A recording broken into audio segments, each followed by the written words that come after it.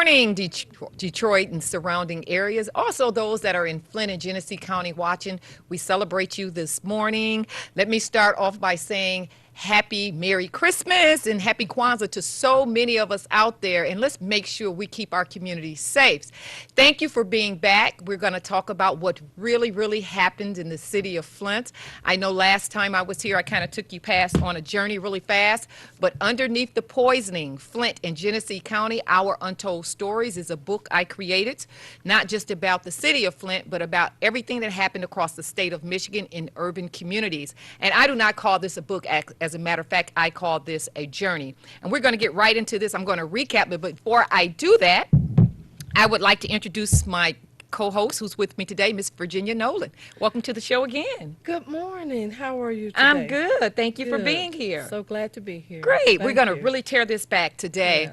Yeah. But as I was saying, we're going to narrate, I'm going to recap, and we're going to dive into, and we're going to talk a little bit today, not just about the crisis per se, but also about what we do to one another as African Americans. And I'm going to give, just for a short period of time, I'm going to talk about some of the things and experiences that my partner and I endured. And if there's an answer to the African American community, as we have been taught, we've been designed, and the resources we lack, and what we do is we actually infiltrate one another and we destroy one another. What can we do, or will we ever arrive at a point? And I think you and I had the conversation earlier about God will bring so much havoc on us until you're going to have to love me and do business with me again. Yes, He will. Yes. So we're going to talk about that.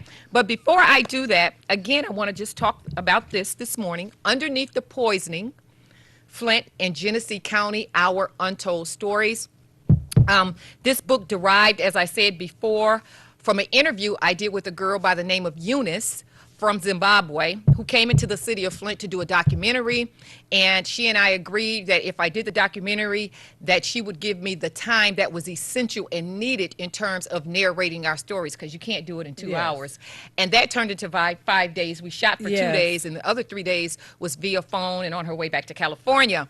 And I went back 7 months later and turned that into book form and became a ghostwriter, preserving the stories of the citizens and residents in the city of Flint, but also across the state of Michigan and in urban communities. Because as I said last week, this was a 3-tier heist. Now, a lot of times people doubted me, and you know yourself because you're from the city of Flint, that people thought I was a little bit petrified, I was a little bizarre, I was kind of stretching it, and even some of my legal team thought at times Leela really didn't know.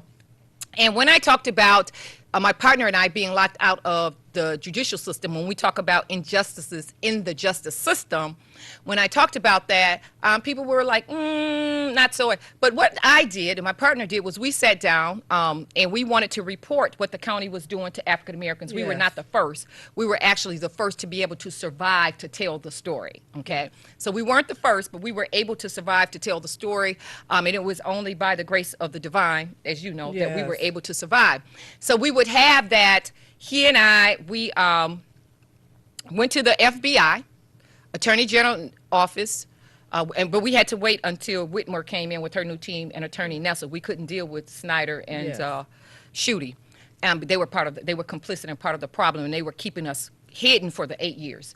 And so we went to them and we went to judicial review. We brought in about 6 or 7 agencies and said, will you please come into the city and to the county, because they are treating African Americans and locking them out of the judicial system, because I have a right to trial. Yes. I have a right to be heard. I have a right to remedy any debt that I have. I have a right to earn money. I have a right because I'm a citizen. That's right. And not only because I'm a citizen, I always try and tell people, when you do the research, this is my land.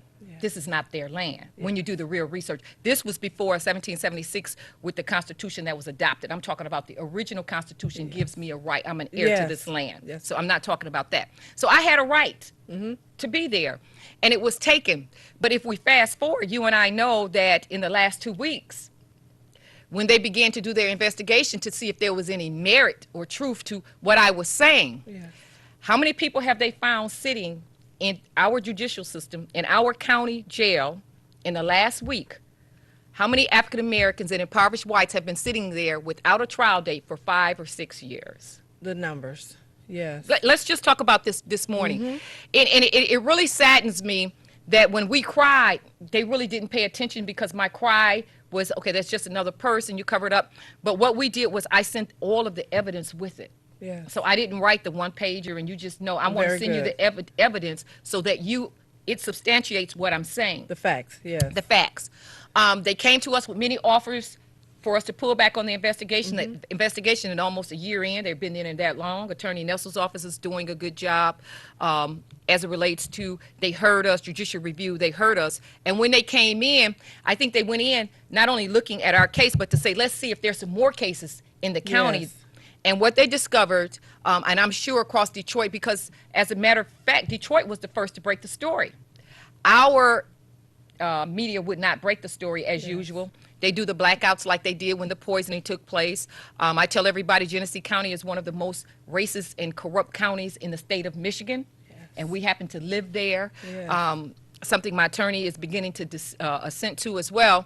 But when we cried out, people didn't believe us. And now all these days later, and I implore all of you to go and to Google the MLive article that came out last Friday or Saturday about the inhumane conditions that these people have been left in for 5 to 6 years. Now, here's what's really interesting.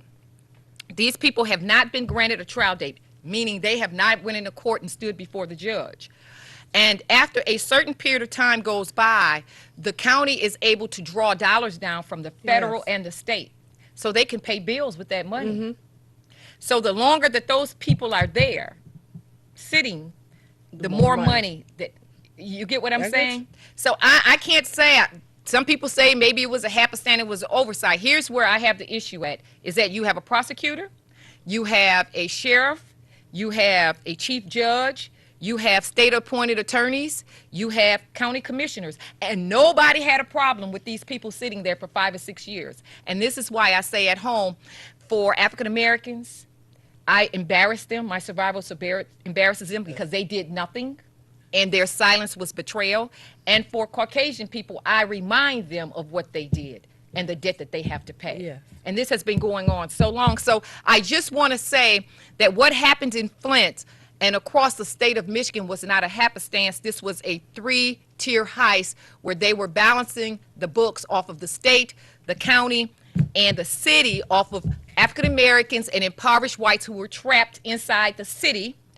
Please, this is not a book, this is a journey, an explicit journey through that crisis, through the state of Michigan, showing how they severed the ties between the city of Flint and Detroit, which had been there since 1960-something. Yes. We have been a customer of theirs, Yes. and they did that because we were Detroit's largest customer, and they couldn't go into bankruptcy as long as we was a customer, so Yes. they hiked the water on both ends, Detroit and Flint, only when the emergency managers were there, because when I did the research, when Walling was there in the city and Kilpatrick was there, the water never inflated. It only did it when the emergency managers were brought in, which was part of the ploy to get the severance from us to the Detroit water, and then they take Detroit over to bankruptcy court, regionalize this, the water authority in Detroit under GLEWA, under the state authority, take Flint and regionalize us under GLEWA and have us create the KWA. This was a heist. And in the city of Flint, we were compelled to pay for it. In the city of Detroit, they were taking an asset, and they left them with, I think, about a $50 million budget to maintain that. They didn't want to do the work, but they wanted to be the collection service for the water of Detroit. So we're going to really tear into this work. And I wanted to say that because I didn't want people to think I was paranoid. A lot of people thought I was paranoid for 8 years. So it is by divine grace that I survived. We can laugh about it today, but it wasn't funny when we were going through, my partner and I. And I talk about how the divine always raises one, likened to Yes, he the will. spirit of the people. Yes, he will. Who will stand firm. And the last time I was on the show, even through my work, I deviate a little bit when I'm talking to Celeste, and I tell her, I call her Celeste in the book, but her name is Eunice. I tell her that America, racism and discrimination is so prodigious, it's mammoth. And so I tell her that it can expect me, though, Yes. every morning to greet it. It can expect me to greet it, and it can expect me to fight against it. As the words say, God always have a ram in the bush. Always. It can expect me to do Yes. that. I understand my silence is betrayal. Yeah. I understand that if my partner and I had taken this offer, all those men who have been sitting there for 5 and 6 years, who didn't have the resources, some of them didn't have the sagacious spirit that my partner and I had, some of them didn't know how to navigate, some of them didn't have family, some of them, they would still be sitting there. And it is only because we did not take the offer and be quiet that now they will find some restitution and some freedom. If they are guilty, move them on to federal prison. If they Yes. are, if they are Yes. innocent, give them their freedom. But I get it. If you're trying to balance your books and you can hold somebody there and treat them inhumane to pay your light bill, your cable bill, your employee costs, we have to deal with that. And it's been going Yes. on not just in the county of Genesee, but all across America, but in particular in urban communities. Yes.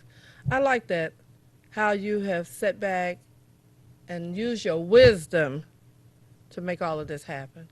You know, I like to say this is that in the most humble spirit, it was never really about me.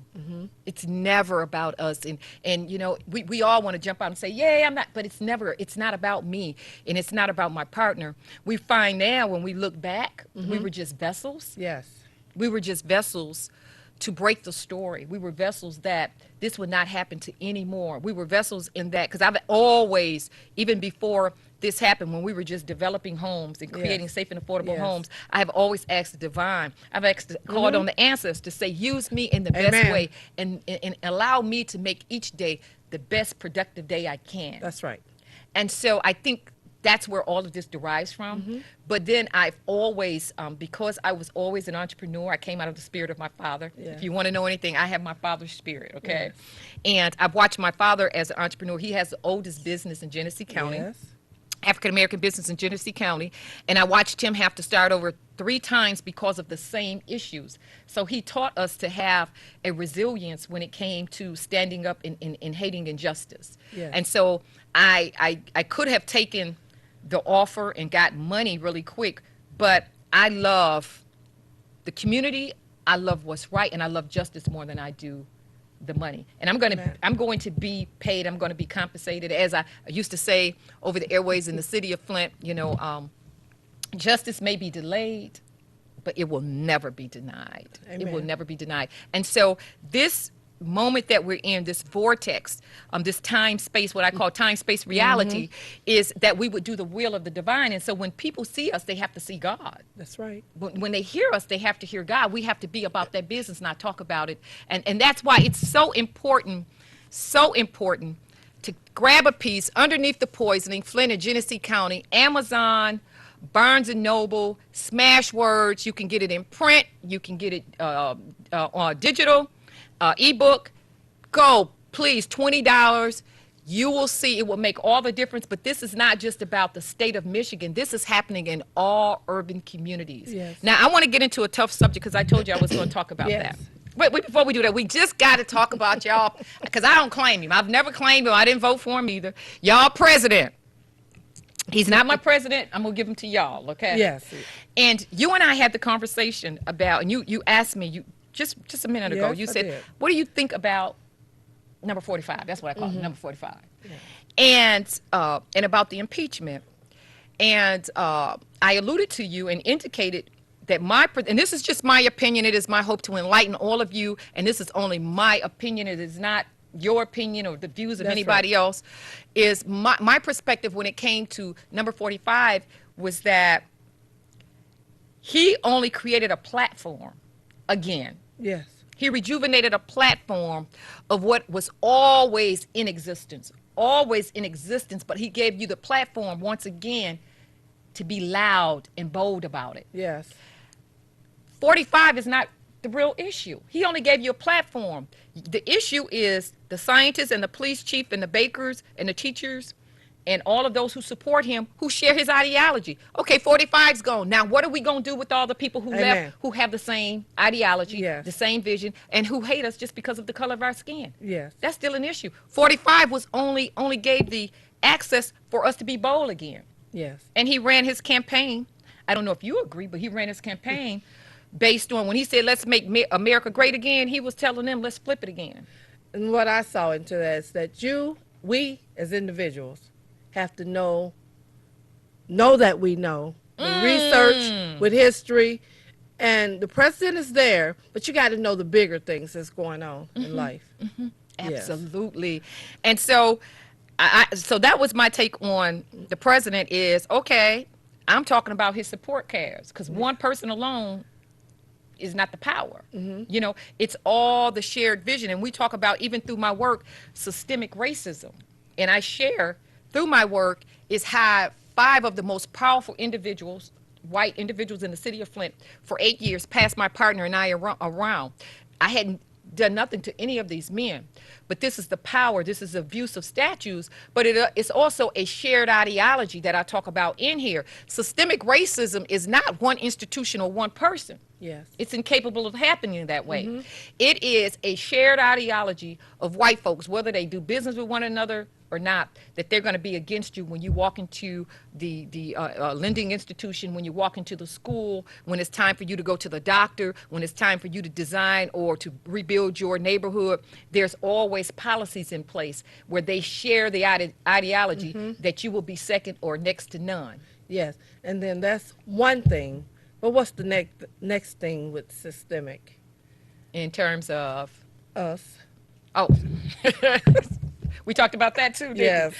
So, and thank you so much, Ms. Virginia, for reminding me. Yes. We talked about systemic racism, and even in this book is really great for every African American, for every Asian and every white Yes, person. it Not is. because I wrote it, but I really gut racism, discrimination, implicit biases. I destroy it. And she and I just had the conversation about, we can talk about white people all day long, and we know who our enemy Yes. is. We know we have a structure in place. We talked about integration just recently, and how I oppose integration. I thought that was the worst thing that ever happened to us. Yes. Some people loved it, but it's just the pro and the con.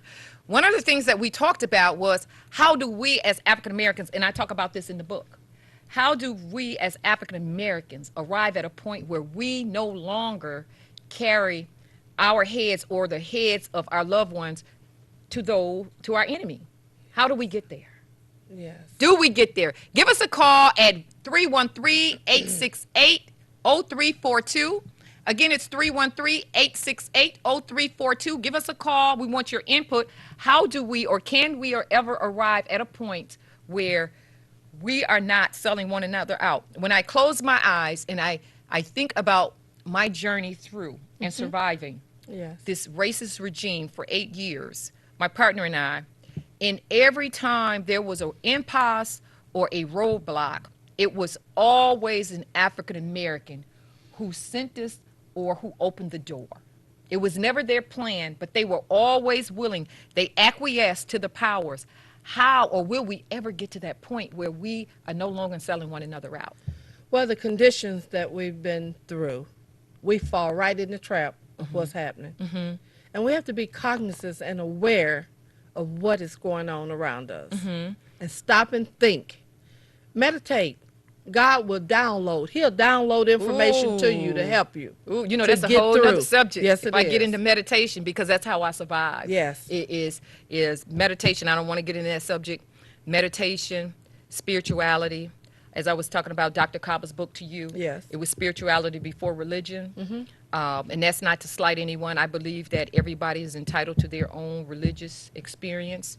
I don't believe in religion because religion is somebody else's experience. Spirituality is my own. Yes. But I embrace yours and anybody else's who Yes. desire.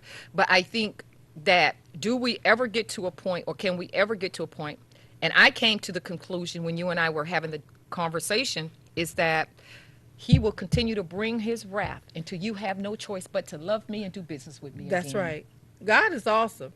He's doing some awesome things in this time. The portals are open for us to experience life in a different way. If we only pay attention, we have to pay attention and be aware. Well, you know, one of the things I don't talk about in this journey is unlearning what we've learned. Yes. Because we've become so westernized, sometimes we've lost our way. But really unlearning what we've learned so we can get on the path of divinely who we Yes. are. and we're able to discern who our enemies is. I talk about in this book about white Caucasian friends that I have that treated me better. And so when you are in the treated me better sometimes than African Americans. So when you are in the spirit of the divine and you're trying to do his work, I had to then revamp, and that was the most painful thing for me, because I don't know if you remember on radio, it was them and us, and I was talking about African American this and black folks this and black power ungawa that, and then I realized, I started doing the research, I said all these African Americans destroying, they set me and Charles up. Yeah. So I had to find a way to revamp and be still, and it was through meditation that I was able to find myself. And I went to my Yes. father many days. I meet my father almost every morning for tea. Yes. And I find that a blessing. Yes. I'm privileged to do that, and the wisdom that spurs from him. And I was able to find a way, and I had to be honest and really look in and be discerning about that. In the end, for me to survive, it was really good-hearted white folks and good-hearted African Americans Yes. who both had a shared vision. Yeah. Some African Americans you can't do nothing with. That's They're right. Judas. They're Judas. Give us a call, 313-868-0342. Again, that's 313-868-0342. We're going to talk about this journey underneath the poisoning, Flint and Genesee County, our untold stories. This is not just about the crisis. This is about life. This is about our journey, our experiences through. And you can find it on Barnes & Noble, Amazon, or you can go under my website, www.lespressions.com. Lespressions, or you can contact me. I made it real simple. Yeah. Some people like to contact me, like when we walked in, she had so many Yes. people who wanted me to contact them Yes. or whatever. You can contact me personally at LeilaMcGee@lespressions.com. That is a personal email. LeilaMcGee@lespressions, ELSPRESSIONS.com. And I will answer any question. I will be available for you. Just give me a call. I am there to assist you. But we have to really tear this down. And I thought I was going to take maybe 1 or 2 weeks. I think I'm going to come back Yeah. because I really want to tear into this work. Yes. I really, really want to tear into this work. I tore into the work. Did I'm you? not finished, Uh-huh. but it's interesting. It's very good. Now, for me, I've never asked you, even though she's my co-host. I've never asked her what part of the book was an eye opener for you. When you talked about down in history and what happened before some of the mayors. Oh, okay. Yes. Okay. Yeah. And I think what happens too is Flint was like Detroit and Grand Rapids and Saginaw, is that many of the African Americans that live, the older African Americans that live in those places, were not natives. Yes. They migrated here from either their parents or whatever. Yes. And so whenever we migrate to a particular place, there's a fragmentation of the history. So for instance, like when we would travel and go south, there's a lady that's 100 years old. She can tell you everybody in that area. They Yes. live over there, what the town was like or whatever. Flint and Detroit didn't really have that because we were migrating here. Yes. And so somebody else was narrating the history, and because we weren't here, we just was like, okay, this is our history. Only when I began to do the research, I started digging, and I didn't know, I was taught when I was in the 5th grade that Jacob Smith was the first to found Flint. Yeah. No, Yeah. that's not what happened. That's not what happened. What happened? You had so many Native Indians here, it was ridiculous. Yes. Native Indians were the one that established Flint, the fur trade, but Detroit as well. Yes, yes. We used to do, the Native Indians used to do trade with one another from Detroit all the way to Flint. Yes. I had no idea Jacob Smith wasn't a seller. He was a agent for the government. He helped to create the treaties. That's what this was about. And he would ride on his horse from Flint all the way to Detroit. Yeah. And what he would do is he would report the news back and forth so that the government could come in. At that time, if you remember when you were reading through the story, Yeah. Flint was actually dominated by Indians. Yes. And in between a 31 to 41 year stretch, they just disappeared.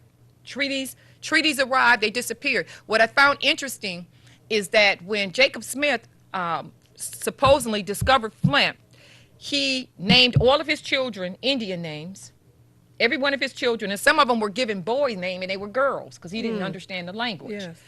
And right after he did that, because in the treaties that was established by the government, you had to be of Indian descent to claim the land. Yes. And after his children, all of his children end up with the land. And they had Indian descent, but the name only in name. Yes. And this is how they took Flint from the native Indians and Detroit. So they ran off, and I show you by documentation, I show you true letters and everything where Indians were saying how fertile the land was. White settlers were writing into the city of Flint and Detroit saying it was fertile, there was no disease. And that's what they always talked about. There was no disease in these places, and they would run along the creek, Yes. live along the creek. And so one of the reasons why Durant and Charles Stewart Mott were able to come here and set up shop is because they had established the fur trade business. This place was already moving. It was not them establishing it. Now they did do the industry with the tires and the wheels and that, Yes. but I don't want people, and I think it was important. I was doing and through the book I talk about when I was doing I was speaking, a speaking engagement, and there was a Caucasian man who was in the audience, and he was really irate that I began to teach the children. It was some Native Indians in the audience about who were the first settlers. And he was upset because when you Google it, it says Jacob Smith. And I'm saying we have to teach, history is important. Yes. History is important. And we've been taught it's the past. It is not. So if you don't know where you come from, you won't know where you're going. Absolutely. And not only that, is that this work, when I talk about this journey, history is so important because it is the footsteps. It is the lessons. It is the experiences of our ancestors and forefathers that they leave behind that we don't repeat. Yes. So when somebody comes in and they rearrange and narrate a history that didn't take place, there's a detachment. Yes. And so the little Native Americans who were sitting out there, they just think they're happenstance, and they had no worthiness towards the progress of Detroit or Flint, and that's not true. Yes. Or African Americans. It's just absolutely not true. Yes. You know, so I think that for me, history is just so important, and that's why I started not with Jacob Smith. I thought it was Jacob Smith, and when I started doing the research, I'm like, where do these Indians come from? And I spent almost a month researching, showing true documents, and I went from the Native Indian all the way to the crisis to me and Charles' survival, because I ran 3 stories parallel about the crisis, the water crisis, about the conspiracy, I don't call it the crisis, conspiracy, about the history of Flint, and then about what happened to Charles and I, because you can't talk about the conspiracy, or you want to call it the crisis, without talking about the past, and you can't talk about the past in Flint, Detroit, Saginaw, or Pontiac without talking about racism.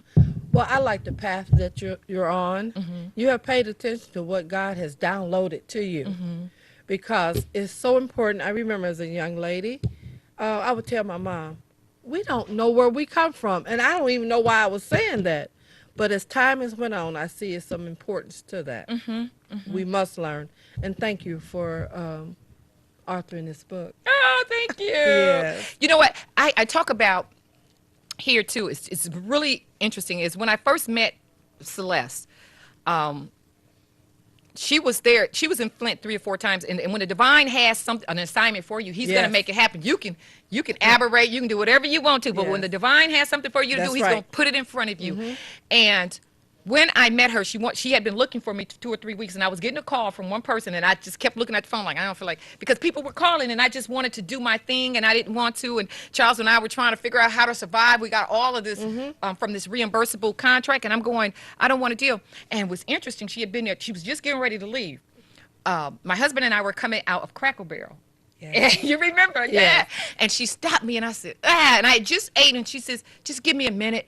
Just give me 20 seconds. So we end up leaving one restaurant, going to another restaurant. Remember, I left Cracker Barrel, and we end up over at Golden Gate. And it was really interesting. When we go in there, I'm spiritual. I believe you were there. Yes. And then there were 4 or 5 other people, and everybody came from a different religious background. Yes. We were there because there was a guy who had canker sores that wide in his head. You could just put your hands from the lead, the bacteria. There was a guy whose leg had to be amputated from the Legionella, or the bacteria in the septic that sat in his body. There was another person who was telling us their story, who was somebody was bedridden, that couldn't be there, but they were there for their stories. And when we came together, we were supposed to come together to speak about how can we mitigate through this crisis. And as always, when we come together, we forgot about the guy with the gash in his head. We forgot about the man whose foot had to be amputated. We forgot about the people who were bedridden. We forgot about the high levels of lead in the kids and how we were losing our kids. Yes. What we were arguing about at the table, I couldn't believe it. I talk about it in his book. Yes. Religion. Yes. And I looked at everybody and I said, let me get this right. Regardless of who your God is, are you not catching the same hell? Are you not being poisoned? Do you not have rashes? So, in light of all of our gods that we're talking about, we're all catching the same hell. Can we talk about the emergency that's at hand? And that took me back. And I really talk about how our enemy uses that divisiveness between us, which is religion. Yes. When we come together, I do not have to say I'm going to the pearly gates for us to have something in common. Yes. And we go to the table. Are you a Christian? It was one person at the table. I don't want to say her name. If you're not a Christian, I don't have nothing to do with you.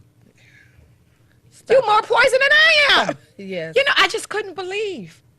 And this is we're dying. Yes, we we were at a are. point where we were dying. Yes. And all we could talk about was, are you a Muslim? Right.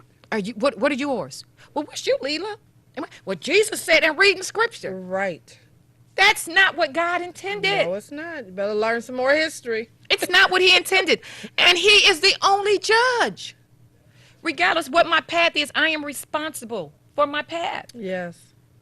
You know, and I just could not believe. And that was the irony to, and the danger to what I call when we speak about religion and being taught and infused from a dogma perspective, putting fear. If you don't do it, you're going to go to hell. Well, why did God allow you to be poisoned? That's right. Well, why did he allow your hair to come out too? Everybody's God and allowed them. You get what I'm saying? Good thought. So let's move outside of that, embracing God, because I believe nothing is permitted to happen without divine intervention. Yes. He is the not even the devil tarries. Nothing tarries without him. It's his Right. permission. Duality, polarity, up, That's right. down. That's right. Right, wrong. Hot, cold. Good, Yes. bad, Yes. wrath, goodness. Yes. The universe was created with polarity. That's right. And a lot of times we don't understand. And what we'll say is, God is not like that. Well, God says you're going to hell. Your preacher one day preaches that you're going to go to hell if you don't do good. Then you turn around and say, but God don't bring. Well, why is you preaching that? He is wrath. Yeah. He is goodness. He is encompassed. He is all. And he's stretching us too. He's stretching us. And so I just believe, as I was saying to you, is that in light of us not being able to move around religion, when I walk up to somebody, I don't even know what your religion, I don't even know what yours is, but I'm going to embrace you as a human being. And it is my hope, whatever path you own, you're going to give that back Yes. to me. And we're going to have a shared commonality of energy and spirituality of love. That means I could go all over the universe. Whether you are light or dark skin or brown or purple or red hair, I will know you by your spirit. That's right. And I can tell the way you treat me that the divine dwells in you. Amen. Whatever you want to call them. Amen. But I just couldn't believe it. And I talk about this through the work. It has always been divisive for us. And our enemy concocts. He knows when he sits us at the table, all he does is says, take him in a room. One of the other things that I talked about is I realized is when we were going through this crisis, we had some angry folks on the ground. And I want to give a shout out to some of those people. I don't know if they're listening, but they were the orchestrators and strength behind me. When I think about it, the cameras were on, the people lined up, they were coming in, and all the people who didn't really work, they were jumping out in front like they were the warriors, because it Yes. was, you know, and I just have to give a shout out. When I close my eyes, I think of Bishop Jefferson, I think Yes. of Jolena Freeman, I think of Claire McClinton, who's been a mother for us all the time, Art Woodson, Quincy Murphy, what's his name? Tony Palladino. Yes. I think of Ariana Hawks. I think of those Yes. individuals when it Gina. was brittle. I know I forgot a lot of people, but when it was brittle cold, Yes. They were they, out they there were out there on the front line. on the front line. Yes, they were. Before the cameras, when the media wouldn't Yes. talk. Yes. After the cameras. Yes. Now everything's gone. Same people showing up at GISD meetings. Same people stomping the ground. Same people saying we're not in recovery because people keep saying we are not We're in not. recovery. As a matter of fact, we have a very, very sick community. Yes. Because of this conspiracy, the city of Flint and many generations to come will be destroyed genetically, physically. Go ahead. And what I'm saying is that the community is more sicker than what we know or think. We have, as I said the last time we were here, we had Genesee County, who created this conspiracy, said only 12 people died. Frontline came in and said in 2016 it was 172. Since that time, we have been doing our own numbers on the ground. From young, mysterious deaths between the ages of 25 to maybe 60 years of age. Still happening. Still happening. We're around 400 to 500, but nobody wants to have the conversation. Nobody wants to be held accountable, and nobody wants to pay for it. Yeah, we think of it as, oh, death is coming. But no, why is it coming so much so soon? And we're talking about liver failure, heart failure, kidney failure, everything. And when you study Legionella Yes. and Legionnaire's disease, Yes. all of those things the symptoms fall under Legionnaire's death and the symptoms. Some people in a very poor, impoverished community, Flint is the most impoverished community in the country. Nationally, we have more abandoned homes than any country. We have the highest water bills than any country, poor zip code than Yes. any country. And so when we were poisoned, our immunes were compromised because we didn't have the best eating habits. Yes. We didn't have the best diets. Lead comes into the body for children whose stomachs are empty 100% faster. It absorbs 100% faster than any other human being. For women, it is 45%. For men, it's a lot less. It's like 20-something.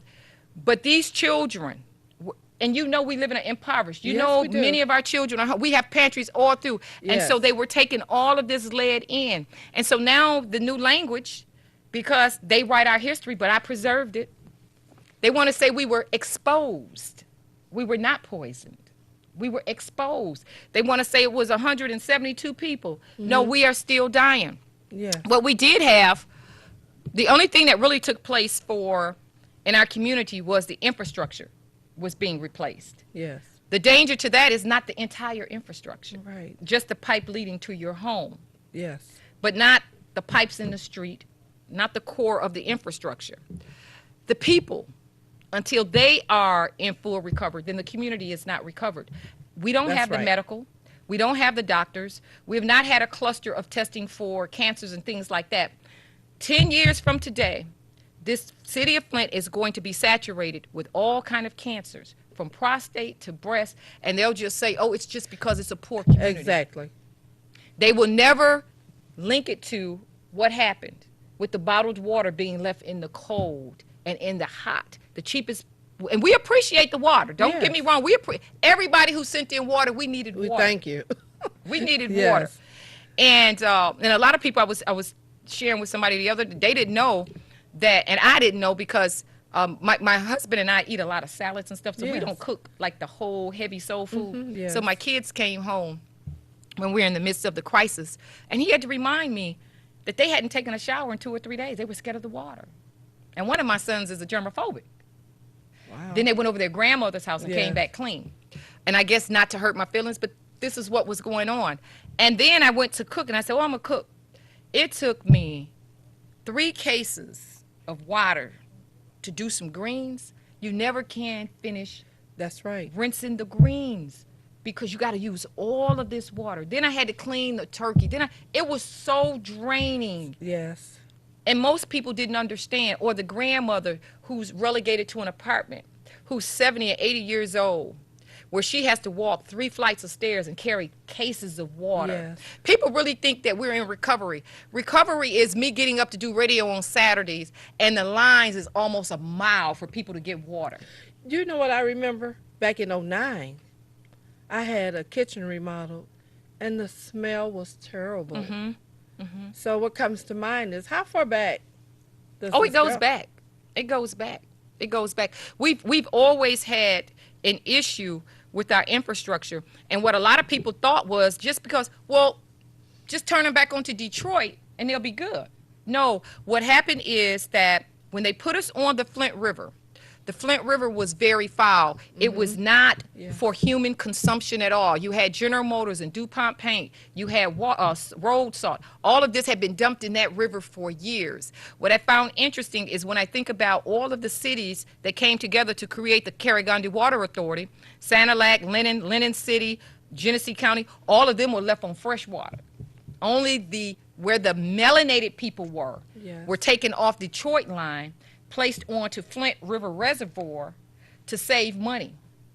Now, what was interesting was when I did the research, it over 3-4 years, it saved about $5 million, but it cost you $60 million Yes. to revamp the water treatment plant. Yes. So if we didn't have a water treatment plant, how was we going to ever use the KWA? Because we were never leaving the Flint River Reservoir. Yes. That's what it was. We were never going to, or they were going to try to blend it, which was not good for human consumption. And so what happened was, by this water being so polluted and you having TTHMs in it, what they were doing was just pouring all kind of chemicals in the water. But they were so egregious. When I went to trial, I was sitting there with 2 other people when they were trying to sentence Lyons, right before they Yes. dismissed the case against Lyons. They actually would not use the pump to put the chemicals in that would balance it. They were pouring them with their hand through a hole. That's how much they thought of us. When you really get to the end of the book, it really is disheartening that they didn't think that much of us, because what it was about was us balancing the books for them so that they could create this KWA. But whenever it came, so a lot of people talked about racism versus classism, and, oh, Leela, you got to include us. I'm including you because you live in an area where predominantly African Americans live. But when it came to white people in Sanilac, white people in Lennon City, white people, they were very preserved and they were meticulous. And even when the county decided to build the KWA, they never took the county residents off the Detroit water. They made sure every day all of them received fresh water except for the residents. And even Governor Snyder had the ability to spend $100 a day, which would have put corrosion control in the water, which would have put biofilm in the pipes. Yes. We were not worth $100 a day, and now you have a $1 billion problem in the city of Flint. But God. But God. And I said, if the divine polarity, if the divine had not allowed the lead to leach, Yes. I might not be here having this conversation. I may have been one of them victims. You may be one of those Yes. victims. But he heard the praying grandmother Yes. who was relegated to the bed. He heard the grandfather who couldn't take no more. He heard their calls, their cries. Yes, he did. And the lead leached. And because the lead leached, that was the only reason Governor Snyder took us off the Flint River, because prior to, when we were crying the water was brown, he said we were going to drink that water, and he left us there. If the lead had not leached, so many residents in the city of Flint would be dead, because people thought it was only the lead. The lead had not killed anybody yet. It was the bacteria, the Legionella, that was killing us. Yes. And, you know, although you may have been drinking bottled water for years, your skin is the largest organ. That's right. And when this lead and this water hits it, all type of things happen to our body. So I want us to be more cognizant of what we're drinking, what we're putting in our bodies. Absolutely. And again, I want to say, you must take this journey underneath the poisoning, Flint Yes. and Genesee County, our untold stories, Yes. not his, not hers, not theirs, not Michael Moore's, not Dr. Mona Atish, not Anna Clark, our stories. And I thank God for you putting it in the book.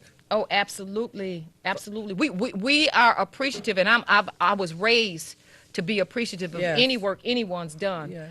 But they didn't talk about everything that took place. And they danced around racism, which I understand is very hard to talk about Yeah. racism and an experience that you can't have. Yes. You know, white people can Yes. get close with statistics, but I can tell you what it feels like because I can have the experience. And so you can find this journey Amazon, Amazon, Barnes and Noble. You can go onto my website, www.lespressions.com, ELSPRESSIONS.com.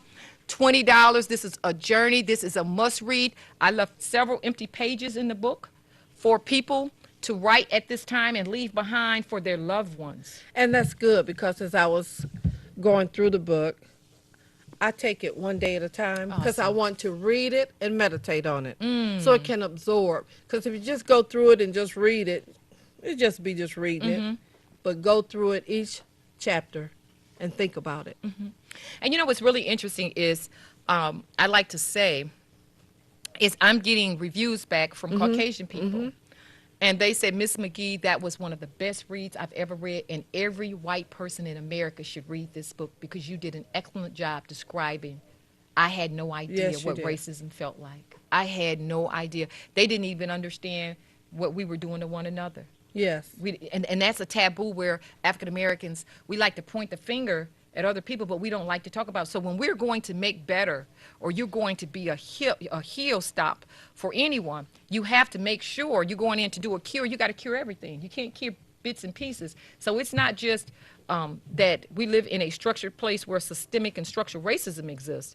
We got to talk about the implicit biases and the discriminative practices we have. You know, once he gives us a ladder, I wasn't one of the ones, and my partner and I was a multi-million-dollar company in Flint. Yes. I wasn't one of the ones who climbed the ladder and looked down. Yes. No, I was one of the ones, and that was why we were taken out, was I put the ladder up there, and I was bringing people up with me. Right. I wanted people to have everything that That's I right. had. My partner wanted people to have everything that he had. And we have a lot of people in Flint African Americans who climb the ladder, and then they look down. And I call it when the oppressed becomes the oppressor. Oppressors. Yeah. Yes. I like to talk about that. Yes. Because it has happened in Flint, it happens in Detroit, it happens in Pontiac. Just every time I close my eyes and I think about them coming after us, I think about even the KWA deal being concocted when I was in City Hall back in 2010 and 2011 and 12, and Mike Brown and Ed Kurtz, and they put that plan together, and then they brought in Donnell Early, an African American, and he was so willing to be a part. He signed it. And so all these years later, when it comes down to the feds coming in and the investigation, he's the first one on the front line, and I know for a fact. So when I went to all of the some of the testimony, some of the court hearings, I would be sick because I knew him and Howard Croft were not the concoctors of this, Yes. but we're always the first to die in the horror stories. And we're always, some of us are so willing, you're never a part of that. You know, Yes. they never really let you in. And I talk about that through there. There's always 2 or 3 meetings. Yes. And I want to add to that, back to Oppress. oppress. When you're oppressed, you become depressed, and then you don't know why it's happening. But it's a lot of things working behind the scene for you not to make it in life. And even in the Boule, because Detroit has a filter of the Boule, and even in Flint in the Boule, where a group for the last 20 or 30 years, just a certain group of African Americans have always, they get their fat and they make sure nobody else can get in. They keep everybody else away. Well, we're going to, and those people that I just named that was hitting the ground, we're going to dismantle all of that. If everybody can't eat, nobody's eating. Yes. We're done with that. And the selling out and the speaking for us. And this group, no, we speak for ourselves. Yes, I think, therefore I'm dangerous. that's right. We think, you Yes. know, therefore we're dangerous. Yes. We can't allow people to do the thinking for us. Yes. And so my partner and I were able to survive. And I'm saying this in a very vainglory spirit, very humble spirit, is that because we did do the thinking. I didn't let anybody. Today, my attorney sits at the table. He tells us, and I say, okay, let me go back and research it, and I'll come back and we'll make a decision based on your experience and you navigating us through. But we have to become thinkers and think tanks. Yes. And so many people have, and now, because this regime in the city of Flint and Detroit have dismantled the NAACP, the urban leagues, they've all just all buckled to this power. ordinary residents don't have anybody to support or protect them or to speak up for them. Yes. It doesn't happen anymore. Everything has been compromised. And it's good that you are. Well, it has to be more than me. Yes. It has to be more than me, and Yes. that's what this work is about. It has to be more than me. Yes. I thank the divine for using me and my partner as a vessel. Yes. But it has to be more than me. Yes. It has to be a new, renowned energy to say we're better than this. Well, you're empowering people. Empower, enlighten. Yes. Yes, and that's Yes. what this is about. And so, going through this journey, an African American has to ask, am I a part Yes. and participate in the destruction of my own? Or have I been a contributor? I don't blame you for anything, but when you take this journey, you have to ask the question. It begs you to ask the question. Yes. Have I, for my 70 years or 80 years, been a participator of the destruction of our community? Or have I, because I always tell everybody, walking away and looking away at a young girl being raped, you are the problem. Your silence is betrayal. Not only to a young person being victimized, not only to a woman being beaten, but to a community that's being hijacked, a community that's being exploited. Your silence, if you hold a position of power, and that's what I talk about through here. Yes. When you went out to become a commissioner or a council person or mayor or whoever, you took an oath of a responsibility. And a lot of times we don't want the responsibility, we want the paycheck. Yes. The time is now. The time- Looking at the pie in the sky, we have to come back down to earth. Let's get this book and read it, and we'll begin to understand what has happened to us. And you know what? And I'm going to implore people to contact me at Leela McGee at Lespressions.com. That is my personal email, Leela McGee at Lespressions.com. You can contact me there, or you can call me on my phone at 810-787-3668. Again, that's 810-787-3668. This is Underneath the Poisoning, Flint and Genesee County. This is not a book. This is our journey. Yes, this it is is. our journey through. And I'm moving around not only the state of Michigan, I have some really big things lined up, but across the country to share our stories, to preserve our stories, and Very to good. ensure that everybody understands what happened to us was not a crisis, it was really a conspiracy, Yes. and that it will never happen again, and that 100 years from today, that they will say there was a group of African Americans Yes. in the city of Flint and Detroit and Pontiac and Yes. Saginaw that stood up and made a difference, and they preserved the story so we would never ever repeat that. Yes. Underneath the Poisoning, Flint and Genesee County is a great read for either Kwanzaa gift, a Christmas gift. It will empower either African American or whites, but it is a must read. It is a journey you would want to take. You can find me under my website at www.lespressions, LESPRESSIONS.com. And I want to say I thank all of you for tuning in. It is my hope that we did enlighten you. It is my hope that you were able to just absorb some of what happened, because it's very, very detailed in there. I give by document. I didn't want my opinion in Yes. there. And share some words before we close out. I just want to say I thank God. He is the author of all of this. That's right. And I thank you for allowing me to be your co-host. Thank you, Miss Virginia, and I thank you for wanting to be my co-host. Yes. I think energies, I always talk about energy, Yes. yoke, and things like that, and I don't have to know you. I can feel it when I walk in, Yes. and I'm on the path of just learning how to change the temperature when I walk in a room. I'm trying to master myself. Yes. So I thank you, Detroit, surrounding areas, the city of Flint and Genesee County, for tuning in. We will be back. Please do not forget to pick up your copy, Underneath the Poisoning, Flint and Genesee County, Our Untold Stories, Amazon, Barnes & Nobles. I love you, and there is absolutely nothing you can do about it. Thank you for listening. Amen.